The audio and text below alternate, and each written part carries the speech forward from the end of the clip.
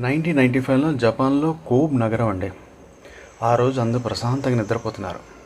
ప్రజలకి రేపటి పనుల గురించి ఎవరి ఆలోచనలు వాళ్ళు ఉన్నారు.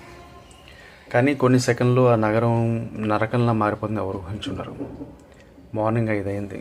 5 భూమి నెమ్మది కంపించడం మొదలైంది. మొదట చిన్నగా అనిపించింది, కానీ అది భయంకరంగా మారడం మొదలుపెట్టింది. ఊగడం మొదలుపెట్టింది. అలా నెమ్మదిగా భవనాలు నెమ్మదిగా ఊగడం మొదలుపెట్టి అది ఇంకా ఇంకా ఊగిపోవడం మొదలుపెట్టాయి. రోడ్లు చీలిపోవడం మొదలుపెట్టింది. వంతెనలు క్షణాల్లో కూలిపోయి, జపాన్ వాళ్ళ టెక్నాలజీ చాలా గట్టిగా ఉంటుంది కదా, అలాంటి వంతెనలు కూడా గట్టిగా కూలిపోయాయి. ప్రజలు నిద్రలు లేచారు. ఏం జరుగుతుందో అర్థం కాలేదు. అర్థమయ్యేసరికి బయట పరిగెత్తి తీశారు. బయట పరిస్థితి ఇంకా భయంకరం ఉంది. చుట్టూ దుమ్ము, కేకలు, కూలిపోతున్న భవనాల శబ్దాలు మాత్రం వినిపిస్తున్నాయి. కొన్ని సెకండ్లో భూకంపం కొన్ని వేల మంది జీవితాలు మార్చేసింది. పడిపోతున్న బిల్డింగ్ల కింద ఏంటంటే చిక్కిపోయారు. కొంతమంది మీద పడిపోయి కొంత చనిపోయారు. కొంతమంది బయటికి రావడానికి ప్రయత్నించారు, కానీ రోడ్లే కనిపించలేదు.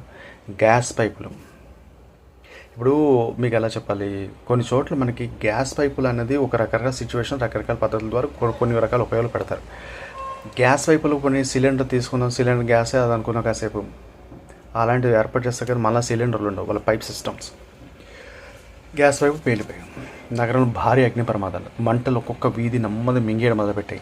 ఉదయం వేసరికి కోబ్ అనే నగరం జపాన్ సంబంధించి యుద్ధ భూములు మారిపోయింది. ఎక్కడ చూసిన శిథిలాలు, కూలిపోయిన ఇల్లులు, తలకిందనైన రైళ్లు, చిరిగిపోయిన రోడ్లు, అంటే చీలిపోయిన. ఈ భూకంపం వల్ల వేలాది మంది ప్రాణాలు కోల్పోయారు. తల్లి, బిడ్డ, తండ్రి, నాన్న, భర్త, కొడుకు, తమ్ముడు, చెల్లి, అన్న, ఇంకా అన్నీ క్లోజ్. లక్షల మంది పైగా చనిపోయారు. లక్షల కొద్ది ఇల్లు లేకుండా అయిపోయాయి. ఆ రోజుకి ప్రపంచానికి ఒక విషయం అర్థమైంది. టెక్నాలజీ మన ఎంత అభివృద్ధి చెందినా, ఎంత అడ్వాన్స్ అయినా, మనిషి కోపం ముందు ప్రకృతి కోపం ముందు మనిషి చాలా చిన్నవాడు. ఇప్పటికీ కూడా అండి సిచ్యువేషన్ ప్యానిక్, ఇంతకుముందే చెప్పినట్టు ఏ ప్యానిక్ జరగనంత వరకే. జపాన్లో చాలామంది చిన్న వైబ్రేషన్ కూడా వచ్చినా భయపడతారు. కేవలం ఇది ఒక హెచ్చరిక మాత్రం కాదు. 1995 కోబ్ ఎర్త్క్వేక్ ఒక భూకంపం కాదు, కొన్ని సెకండ్లో నగరాన్ని నేలమట్టం చేసిన ఒక విపత్తు. ఎన్ని సిచ్యువేషన్ జరిగిన మనిషి బుద్ధి అలాగే ఉంటుంది. మనకి మన నాయకులు చెప్పినట్టు ఇళ్ళ ముంద నీటి గుంటలు పెట్టడానికి ఏర్పాటు చేస్తున్న ఇప్పటికీ వాడుతున్నారా? పోనీ వేరే విషయం అనుకుందాం కాసేపు. చెట్లు పెంచుతున్నారా? ఒక చెట్టు కొడుతున్నప్పుడు చెట్లు పెంచుతున్నారా? ఇంటి పక్కన ఎవరైనా చెట్టు కొడతారు, దాన్ని పీకిదాన్ని ట్రై చేయకుండా చెట్టు కొడుతున్నారా?